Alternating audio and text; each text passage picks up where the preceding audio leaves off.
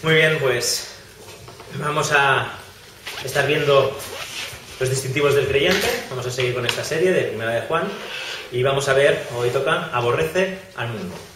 Un distintivo del creyente, según Juan, es que aborrece al mundo. Habíamos, los últimos que hemos visto, este sería el cuarto distintivo que estamos viendo. El primero era que creía y confesaba a Jesús. El segundo era que practicaba la justicia o andaba como él anduvo, es decir, obedecía a Dios. Y el tercero era que amaba al hermano.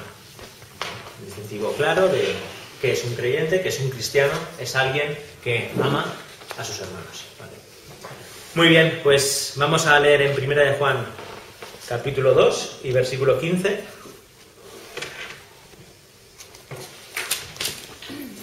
Dice: no améis al mundo ni las cosas que están en el mundo.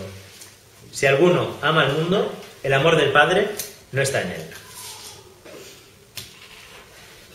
Y aquí nos encontramos con el cuarto distintivo del creyente, en el cual vamos a estar meditando. ¿Vale? El creyente verdadero no ama al mundo o lo aborrece. O como nos ha dicho Juan, es imposible que el amor de Dios esté en él y él ame al mundo. Y él viva como el mundo. ¿Vale? Es una declaración absoluta, es una declaración contundente, así que vamos a intentar ver hasta dónde llega y qué es lo que quiere decir. Pero lo primero que debemos hacer es situarla en su contexto inmediato. ¿Vale? Así que vamos a leer Primera de Juan, del 12 al 17. Y si alguien está dispuesto o quiere, pues adelante. Os escribo a vosotros, hijitos, porque los pecados os han sido perdonados a causa de su nombre. Os escribo, padres, porque habéis conocido al que es desde un principio. Os escribo, jóvenes, porque habéis vencido al maligno. Os estoy escribiendo, hijitos, porque habéis conocido al Padre. Os estoy escribiendo, padres, porque habéis conocido al que es desde un principio.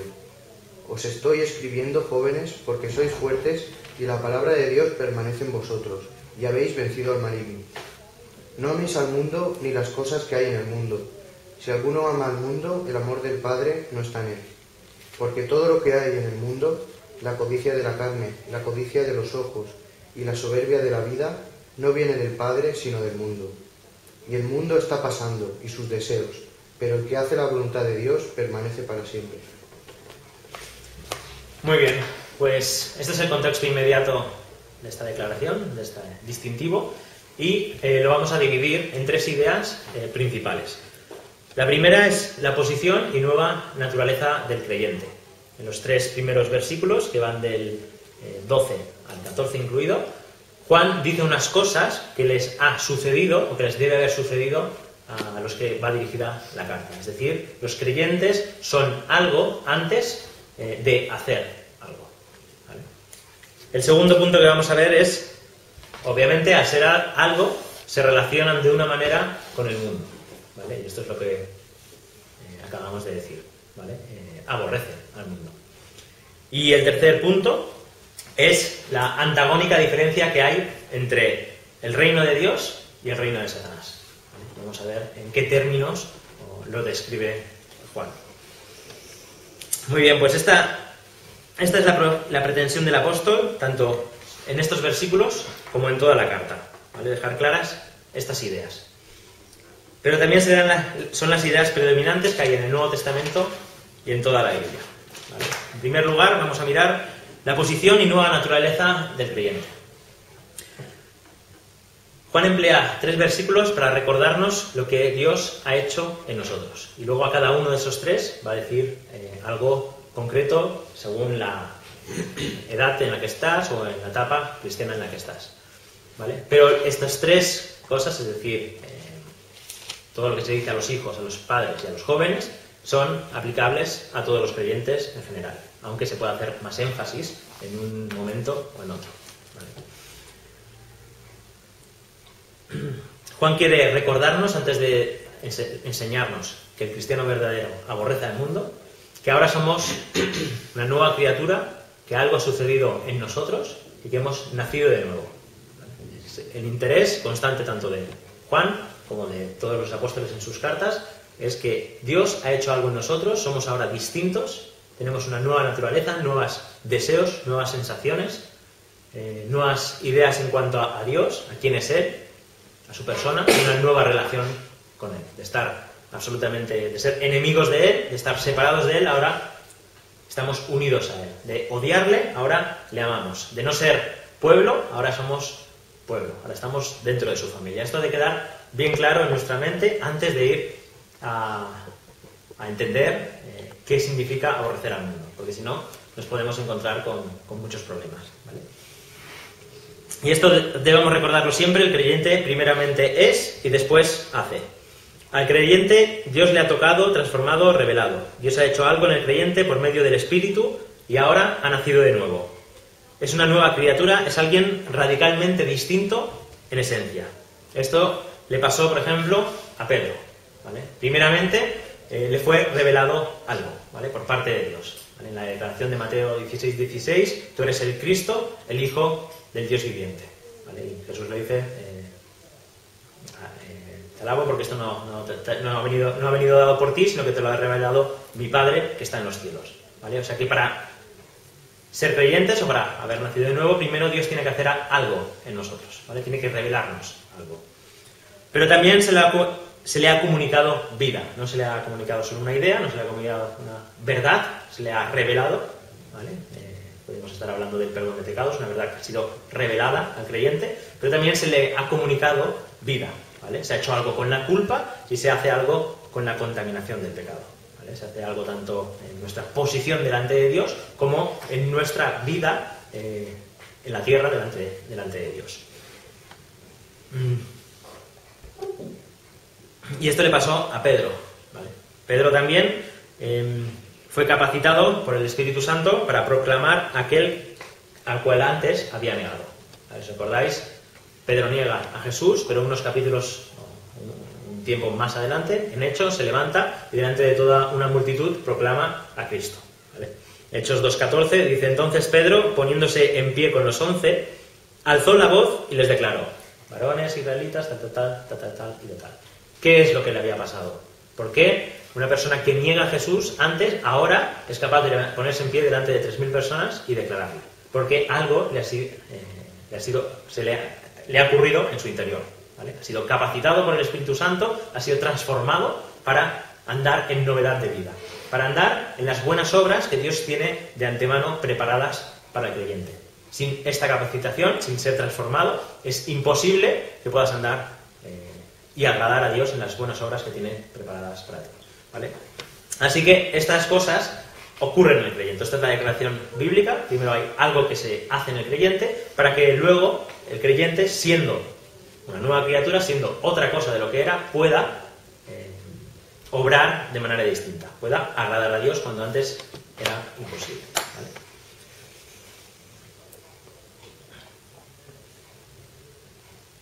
Y esto es lo que nos está diciendo Juan.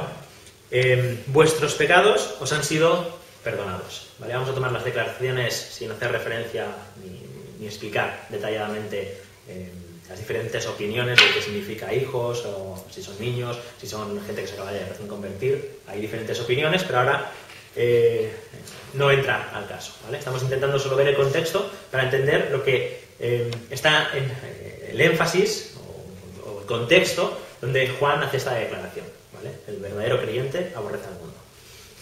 Les dice que vuestros pecados os han sido perdonados. Como decíamos, ya no tenéis parte con la culpa que lleva a la condenación que nos separa de Dios. No solo eso, conocéis al Padre, ¿vale? De hecho, al haber sido perdonados nuestros pecados, ahora no hay nada que impida nuestra comunión con Dios. Podemos entrar en su trono y podemos tener una relación íntima con el Padre. De hecho, este es el propósito de la venida del Señor Jesucristo, a morir por nosotros. Es todo el propósito de la redención, es apartar un pueblo para sí suyo, con una relación, celoso de buenas obras. Desde el momento en que entramos en esta nueva vida, hemos entrado en una nueva familia, ¿vale? Donde Dios es nuestro Padre y donde Jesucristo es nuestro hermano.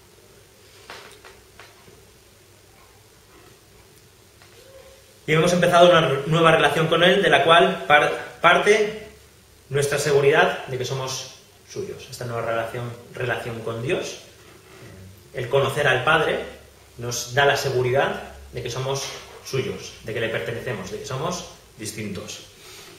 Y esto, ¿cómo lo sabemos? Por medio de su palabra. ¿Vale? Dice que su palabra permanece en vosotros. Porque es necesario ir a lo que Dios ha revelado una y otra vez, entre muchas otras cosas, para acordarnos, para entender, para comprender que se nos ha dado nueva vida, que esta vida la tenemos escondida con Cristo en Dios, ¿vale? Y que nada nos puede tocar, ¿vale? Que somos suyos. Por eso dice, habéis vencido al maligno.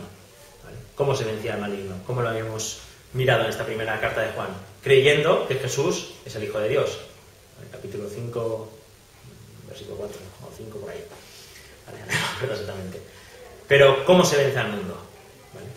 Pues el propósito de Satanás es que odiemos a Dios, es destruir a toda su simiente, ¿vale? Y cuando no consigue eso, vencemos al maligno. Cuando seguimos conociendo a Jesucristo, cuando seguimos andando en la fe a pesar de las circunstancias, a pesar de todo lo que se diga, a pesar de que incluso nos parezca de que Dios se ha puesto en contra nuestra, seguimos manteniendo nuestra fe en el Hijo y en el Padre, y en su amor, en ese amor que declarará Pablo que nada nos puede separar de su amor, ¿vale? Ninguna circunstancia, nada que pueda pasar. Esa es al menos una de las maneras de vencer al maligno. De hecho, Apocalipsis capítulo 12, versículo 11 nos dirá 3 maneras. Ellos la han vencido por medio de la sangre del Cordero, por medio del testimonio de ellos y no amando sus vidas hasta padecer la muerte. ¿Vale? Apocalipsis nos dará otras 3 maneras en las que Satanás está intentando destruirnos y cómo vencer a Satanás. ¿Vale? Pero hemos vencido al maligno por medio de su palabra, que nos ayuda a estar firmes, que nos ayuda a entender y comprender que nuestros pecados han sido perdonados, que nos ayudan a profundizar en nuestra relación con Dios y con el Padre, y por eso llegamos a entender, en la madurez cristiana, que Él es el que ha existido desde el principio. ¿Vale? Conocéis al que ha existido desde el principio. ¿Qué significa esto?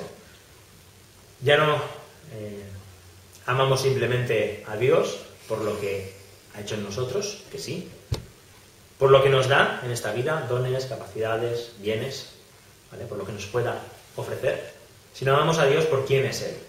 ¿Vale? Conocéis a aquel que ha sido desde el principio, conocéis al que es. ¿Vale? Yo soy el que soy. ¿Vale? Así que esta es la realidad del creyente, esto es lo que es un creyente, esto es lo que ha sucedido en nosotros. ¿Vale? Así que esta primera parte debe quedar clara y es algo que venimos insistiendo a lo largo de toda la carta. ¿Vale? Primero creyente es, y ahora el creyente, porque es otra cosa, porque es algo distinto, hace. ¿Vale? Y una de las cosas que hace es, lo que estamos viendo hoy, es cómo se relaciona con el mundo. ¿Vale? Primera de Juan, capítulo 2, 15 y 16. Si alguien puede volver a leer estos dos versículos. No améis al mundo ni las cosas que están en el mundo. Si alguno ama al mundo, el amor del Padre no está en él. Porque todo lo que hay en el mundo, los deseos de la carne, los deseos de los ojos y la vanagloria de la vida, no proviene del Padre, sino del mundo. Exactamente, es lo que hemos estado diciendo. No pertenecemos a este mundo que odia a Dios. Por lo tanto, nosotros amamos a Dios, queremos hacer su voluntad. Este mundo, esta sociedad, todas estas personas controladas por Satanás, de las cuales nosotros éramos partícipes antes, odian y aborrecen a Dios. Por lo tanto, no podemos tener comunión con Él. Santiago 4:4 dice: «Oh almas adúlteras, ¿no sabéis que la amistad del mundo es enemistad hacia Dios? Por tanto, el que quiere ser amigo del mundo se constituye enemigo de Dios». ¿Vale? Es imposible, está diciendo ahí, tanto Juan como Santiago, ser amigo de Dios y amigo del mundo. O aborrecerás a uno y amarás al otro, como a Dios en las riquezas, por ejemplo, que dirá el Señor Jesucristo, o a la inversa. Amarás a las riquezas y odiarás a Dios, o odiarás a Dios y amarás a las riquezas. Sí, bueno, si no me he liado. Creo que lo he dicho bien. ¿Vale? Es decir, una cosa es excluyente de la otra. No se puede estar en las dos al mismo tiempo. Por ejemplo, el mundo ama las riquezas. Por ejemplo, si tú amas las riquezas, no puedes amar a Dios. No significa que no puedas usar riquezas, significa que amas las riquezas. ¿Vale? Esto nos lo dice Juan, nos lo dice Santiago. El verdadero creyente no puede tener una sociedad, una comunión con una sociedad que odia a Dios, con personas que aborrecen a quien el creyente ama. Por eso, si estamos aprobando lo que ellos hacen, si estamos aprobando lo que la sociedad persigue, lo que la sociedad busca, si estamos aprobando y nos está gustando su filosofía, sus planteamientos de vida, debemos empezar a preocuparnos, debemos empezar a plantearnos qué es lo que no he entendido, qué es lo que donde me he despistado o qué es lo que ha pasado. No es solo que el mundo nos odie, como habíamos visto. Primera de Juan, capítulo 3, versículo 13. Hermanos, no os maravilléis si el mundo os odia. No es solo que ellos nos odien a nosotros, ¿vale? Ellos nos odian, como habíamos explicado, ellos odian a Cristo, ellos odian al cristiano por ser cristiano, ¿vale? Porque lo que ven en el creyente delata su culpabilidad delante de Dios. Es por eso que el no creyente aborrece al creyente, ¿vale? Porque le delata su vida, anuncia que él está en problemas con Dios. Fue así con Cristo. La vida de Cristo denunciaba, tanto hablada como vividamente, a los fariseos, y por eso los fariseos tramaron matarlo. Y habíamos visto que había sido siempre así, ¿vale? Con las dos simientes, Caín que mata a Abel, etcétera, etcétera, ¿vale? Hemos estado viendo estas dos líneas, ¿vale? Que se persiguen unos a otros. Pero no solo eso, ¿vale? Lo que está diciendo es que a la inversa también es verdad. No con un odio para destruirlos, pero sí con un aborrecimiento de algo que te indigna y no te gusta porque ofende a Dios, ¿vale?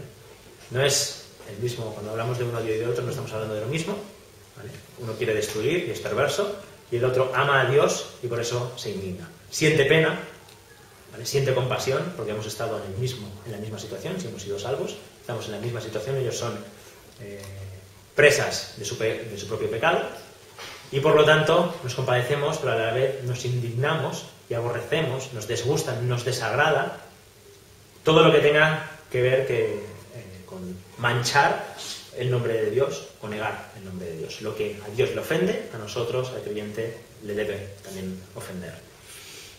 Muy bien, esto está claro. Ahora, ¿qué es el mundo? ¿Vale? ¿Con qué nos referimos con el mundo? Porque aquí seguramente hay hemos escuchado muchas veces, mucha gente tiene listas, ¿no? El mundo, no debes de ver la tele, ver esto, hacer lo otro, ¿no? Pero el mundo no son listas, ¿vale? Aunque si tú quieres hacerlas y practicarlas, allá tú, ¿no? Pero el mundo no son listas. Vamos a ver la definición que nos da el propio Juan, ¿vale? Juan lo explica en el 16, ¿vale? Porque todo lo que hay en el mundo, la pasión de la carne, la pasión de los ojos y la arrogancia de la vida, no provienen del Padre, sino del mundo.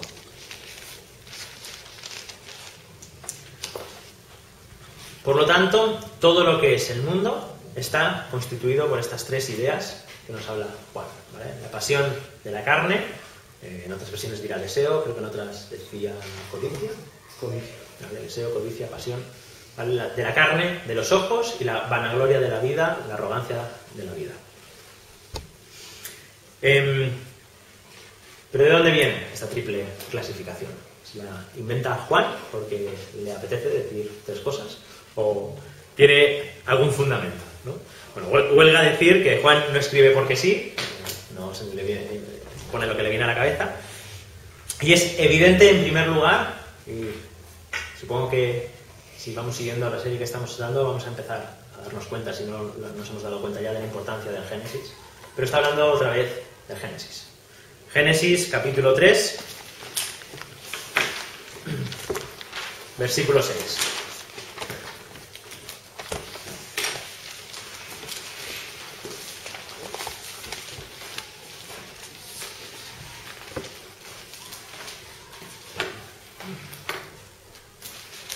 ¿Alguien lo puede leer?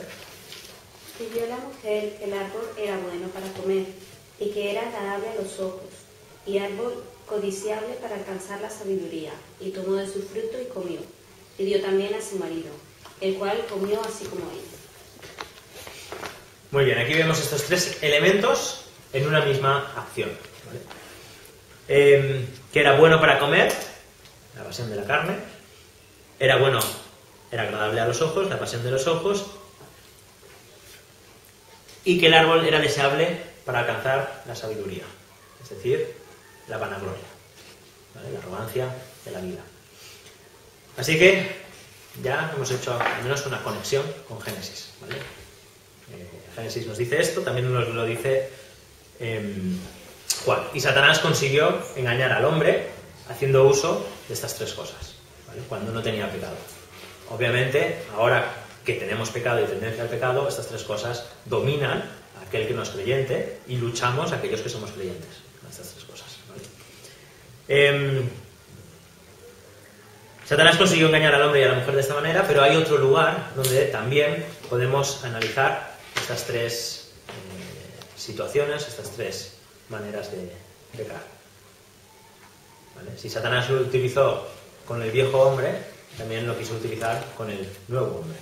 Por lo tanto, la artimaña que había funcionado con el hombre sin pecado, la intentó usar con el hombre, con H mayúscula, sin pecado, ¿vale?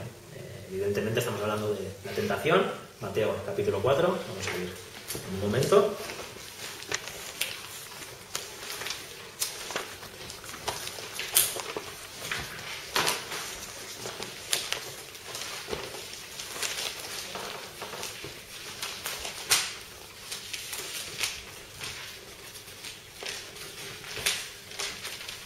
Del 4:1 al 11, 11 versículos, y si alguien se anima a leerlos. Entonces Jesús fue llevado por el Espíritu al desierto para ser tentado por el diablo. Y después de haber ayunado 40 días y 40 noches, entonces tuvo hambre. Y acercándose el tentador le dijo: si eres hijo de Dios, di que estas piedras se conviertan en pan. Pero él respondiendo dijo: escrito está, no solo de pan vivirá el hombre, sino de toda palabra que sale de la boca de Dios. Entonces el diablo le llevó a la ciudad santa y le puso sobre el pináculo del templo, y le dijo: si eres hijo de Dios, lánzate abajo, pues escrito está, a sus ángeles te encomendará y en las manos te llevarán, no sea que tu pie tropece en piedra. Jesús le dijo: también está escrito, no tentarás al Señor tu Dios. Otra vez el diablo le llevó a un monte muy alto y le mostró todos los reinos del mundo y la gloria de ellos. Y le dijo: todo esto te daré si postrándote me adoras. Entonces Jesús le dijo: vete, Satanás, porque escrito está, al Señor tu Dios adorarás y solo a Él servirás. El diablo entonces le dejó, y aquí ángeles vinieron y le servían. Muy bien. ¿Cómo empieza Satanás atacando? Al menos como nos describe Mateo. Evidentemente, por la pasión de la carne. En Cristo no hay pasión, en el sentido de concupiscencia, en el sentido de deseo pecaminoso, pero sí que hay una necesidad. Está apelando a la naturaleza humana, ¿vale? La naturaleza humana tiene unas características y por lo tanto esas características es legítimo que sean satisfechas en Dios, ¿vale? Lo que va a intentar hacer Satanás es que no sean satisfechas en Dios, sino fuera de lo que Dios ha establecido. Empieza por la pasión de la carne, apelando a algo legítimo, que es que Jesús tenía hambre y esa necesidad tenía que ser satisfecha comiendo, ¿vale? Así que vemos que esta necesidad la usa Satanás para intentar hacer caer a Cristo. Y es la que nos está hablando qué hay en el mundo, la pasión por la carne. En el 4:3 dice: si eres hijo de Dios, di que estas piedras se convierten en pan. Usa tu poder. No vamos a describir las tentaciones ni todo lo que ocurrió, porque hay mucha miga, pero sí vamos a decir que está intentando que por otros medios satisfaga lo que es legítimo, que es que coma, ¿vale? El Señor Jesucristo. Por lo tanto, hoy en día pasa lo mismo. ¿Qué cosas, por ejemplo, son legítimas? Por ejemplo, satisfacer el deseo sexual. ¿Es legítimo? ¿En qué circunstancias? En las que Dios las ha creado, ¿vale? Pero vemos que el mundo está lleno de satisfacer el deseo sexual fuera de lo que Dios ha establecido, ¿vale? Esto es una de las cosas que es el mundo.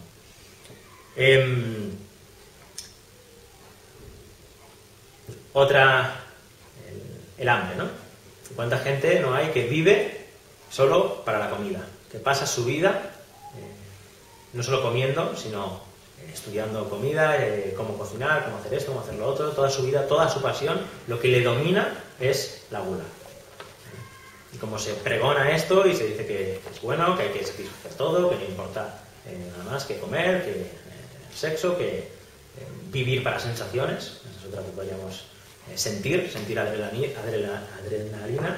Hay gente que su vida es tirarse por sitios y no significa que no puedas hacer cosas porque hay caracteres. Pero una cosa es vivir para sentir y otra cosa es poder disfrutar de algo que Dios ha creado, ¿vale? Son ideas muy distintas, ¿vale? Pero lo que predomina es satisfacer, por ejemplo, pues eso, la adrenalina, pues en deportes de riesgo, por ejemplo, o sentir cosas pues por medio de las drogas, o por medio siempre emocionándonos por medio de la música, ¿vale? Hay gente que vive enganchada a la música, que no puede vivir sin música, ¿vale?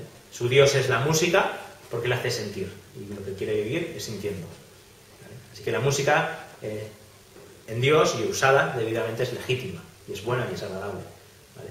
Pero si vivimos para ella únicamente para satisfacer deseos emocionales o cualquier cosa que nuestro cuerpo pida, es malo. Con esto hace referencia a la pasión por la carne y podríamos añadir cosas,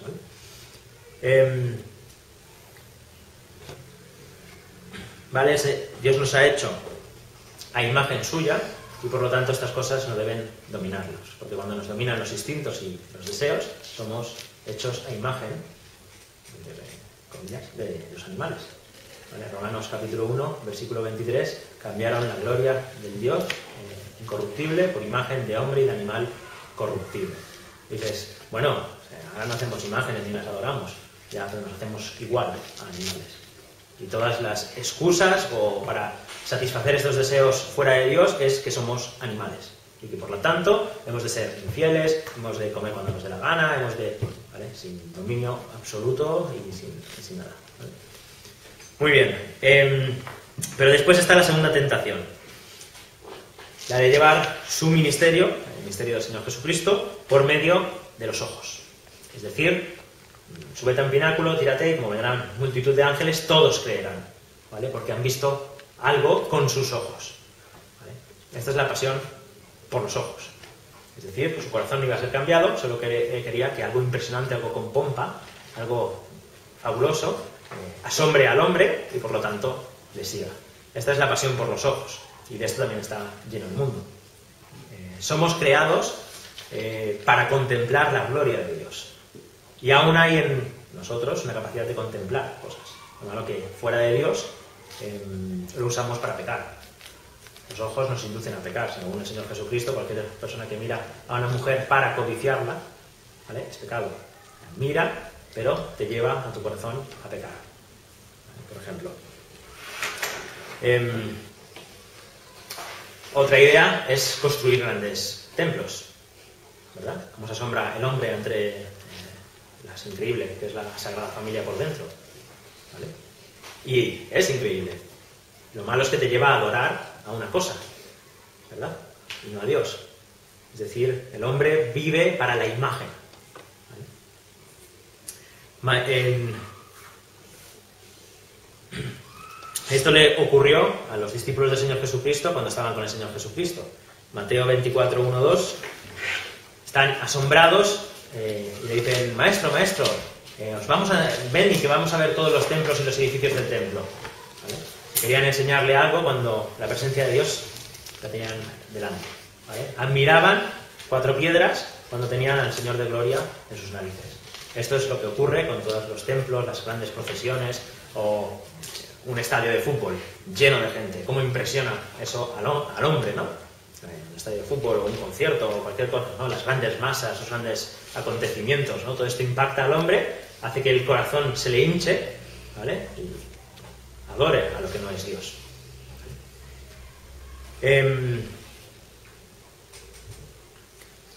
Por eso también encontramos en el mundo que vive para la apariencia física.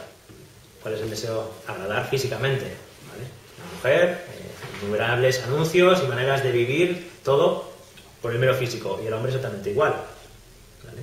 La juventud, ¿vale? El físico. Cuán importante es ser joven, bien parecido, y vivimos, gastamos dinero en todo ello, nos invertimos nuestra vida en aparecer delante de los demás, ¿vale? Que nos vean. Apariencia física, la ropa, ¿vale? Millones y millones gastados en ropas, en modas y en todas estas cosas que solo tienen que ver con lo externo. El hombre vive para las apariencias externas, la verdad. Pasión de los ojos. La casa, el coche, etcétera, etcétera. Y por último, vamos a ver la arrogancia de la vida, ¿vale? Y este es el más sutil y también podríamos decir el más peligroso. No quiere decir que en algún caso no se junten las tres, ¿vale? Como cuando vimos, como lo hemos visto en Génesis, ¿vale? Las tres se dan en un mismo acto de pecado, ¿vale?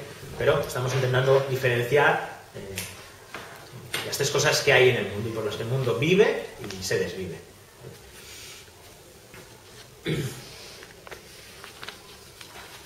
La arrogancia de la vida o la vanagloria de la vida, como reza la Reina Valera. ¿Qué es lo que Satanás intentó con nuestro Señor Jesucristo en su tercer intento? ¿Vale? Mateo 4:8.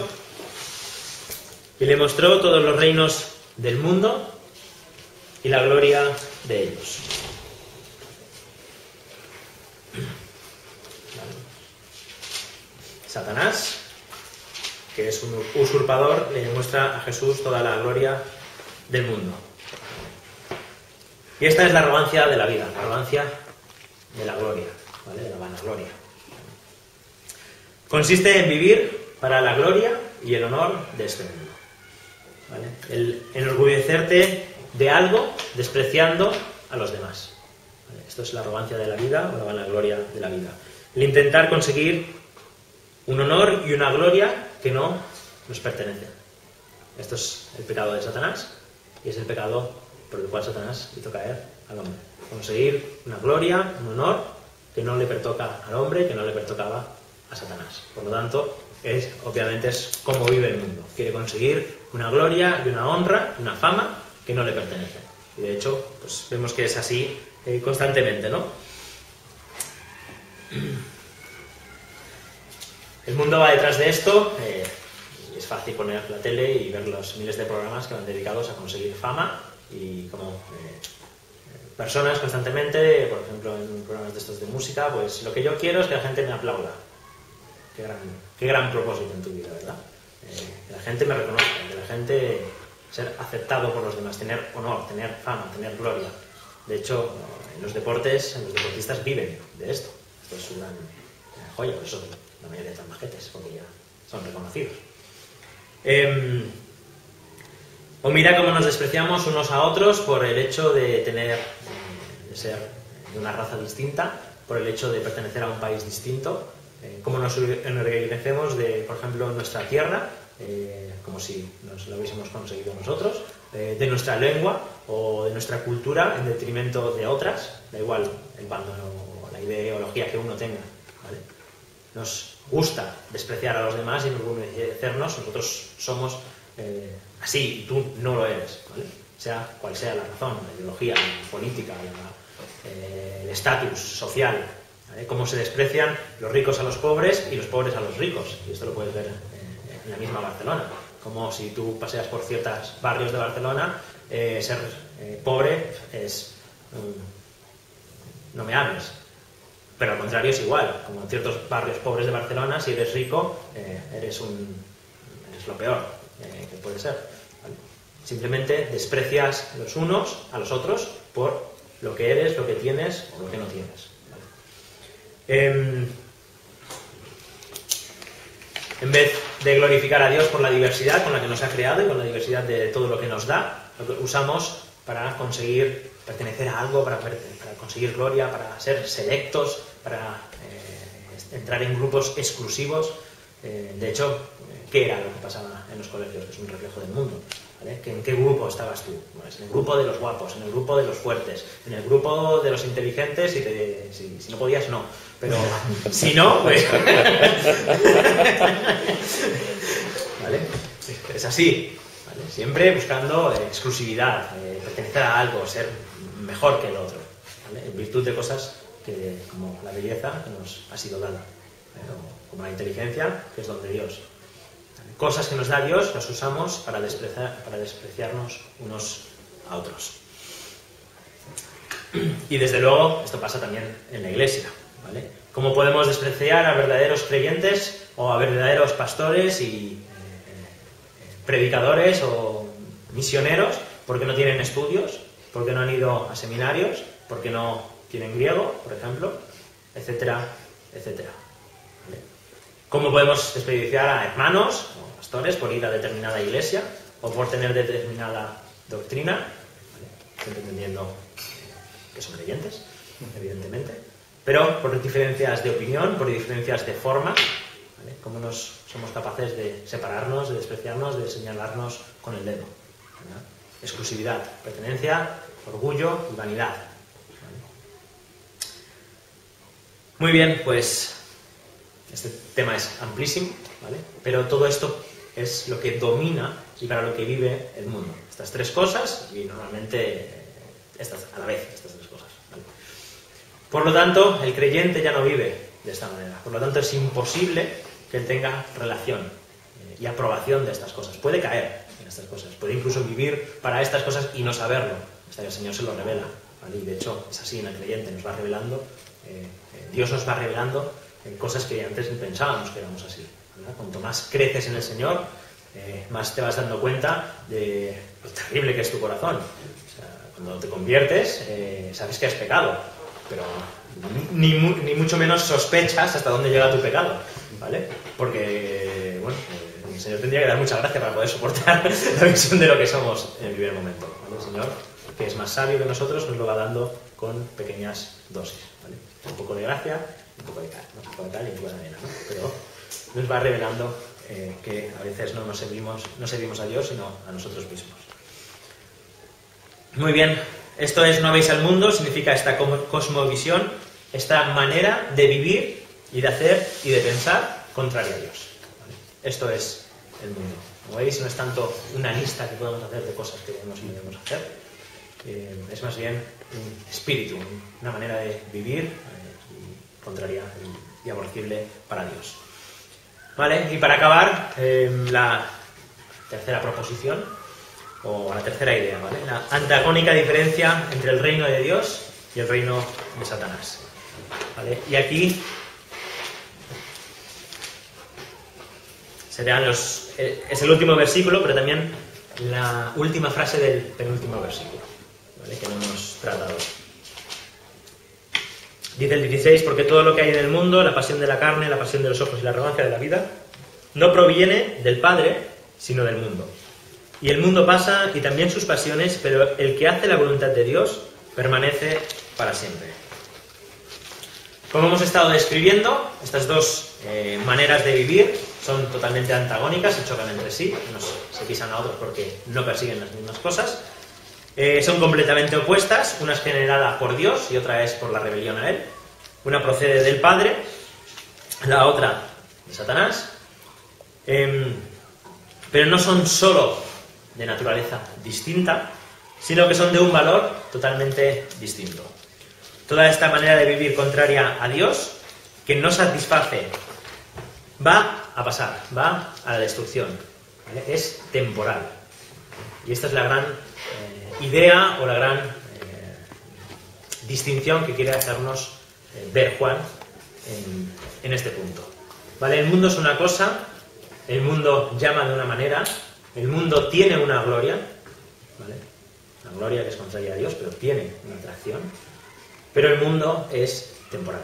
El mundo pasa, el mundo ha dirigido toda esta manera de vivir, toda la arrogancia de Dios, todo el pecado, va dirigido a la destrucción.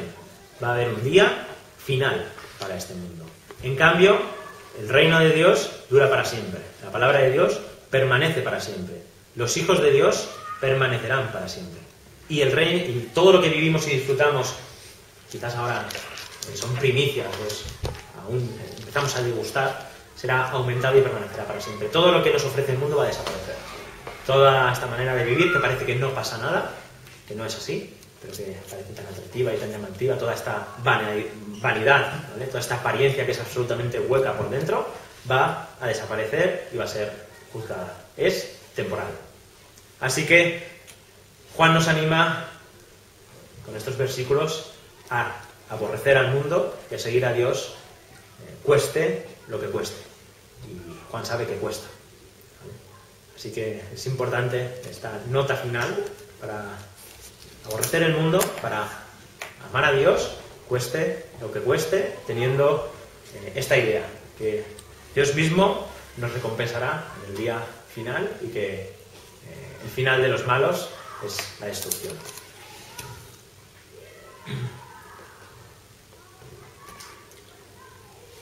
Que no nos pase como a la mujer de Lot. Génesis 19, versículo 26, dice así: entonces la mujer de Lot miró atrás, a espaldas de él, y se volvió estatua de sal. Dios había determinado la destrucción de Sodoma y Gomorra. Lot y su mujer y sus hijas eran guiados por ángeles, sacándolos de allí, y se les había dicho que no mirasen atrás. ¿Qué significa que no mirasen atrás? No significa que se cayese y por casualidad mirase atrás y Dios, que es malo, y le enjuiciase. Significa que su corazón estaba en Sodoma y Gomorra, y por eso fue convertida en sal. Que no nos pase, nos está diciendo Juan, como a esta mujer, que no nos pase que ante toda esta vanidad ante nuestros ojos, contra toda esta deseos, contra toda esta atracción y anuncios que hace el mundo, contra toda esta presión que hacen los creyentes, nos encontremos al final que nuestro deseo estaba en el mundo. ¿Vale? Y en el día del juicio se nos ha revelado que nuestro corazón andábamos de una manera externamente, pero nuestro corazón estaba en otro lugar. Nuestro corazón pertenecía a los del mundo. Así que Dios nos ayude, y creo que es suficientemente claro. ¿Vale? El mundo y lo que el mundo predica y vive es antagónico a lo que el cristiano vive. ¿Qué es un cristiano? Es alguien que no vive según el mundo.